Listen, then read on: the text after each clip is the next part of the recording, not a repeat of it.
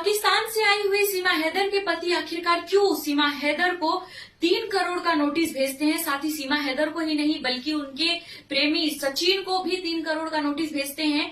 वहीं उनके मुंह बोले भाई यानी कि उनके वकील डॉक्टर एपी सिंह को भी 5 करोड़ का नोटिस भेजा गया है सीमा हैदर के पति गुलाम हैदर की तरफ से।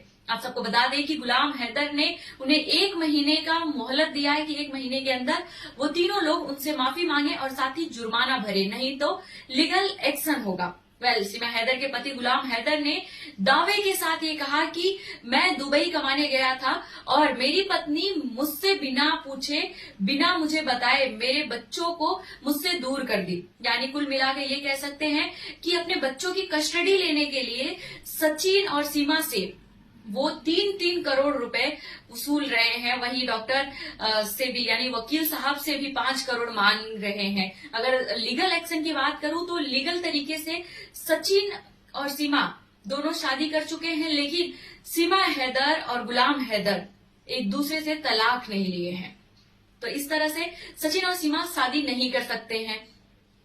तो कई सारे इसमें मुद्दे जोड़े जा रहे हैं, लेकिन देखने की बात तो ये है कि गुलाम हैदर उतने दिन चुप थे, लेकिन अब आए दिन कुछ ना कुछ वो करते जा रहे हैं। अब तो उन्होंने कमाल ही कर दिया कि 3 करोड़ का नोटिस 3-3 करोड़ का दोनों को भेज दिया और वकील साहब को 5 करोड़ का भेज दिया और 1 महीने का टाइम भी दे दिया कि इतने में आप लोग भरिए, नहीं तो फिर लीगल एक्शन होगा। पहले आप सबको क्या लगता है कि जिस तरह से सीमा नेपाल के रास्ते से भारत आई और वीजा पासपोर्ट उनके पास नहीं था, लेकिन जिस तरह से उनका इंडिया में स्वागत हुआ, वो भाभी बन गई पूरे इंडिया की, बढ़िया उनका खातिरदारी हो रहा है। इन सब के बीच अगर प्रॉपर तरीके से देखा जाए तो सीमा हैदर जिस तरह से इंडिया में रह रही हैं, क्या वो लीगल तरीका है? क्या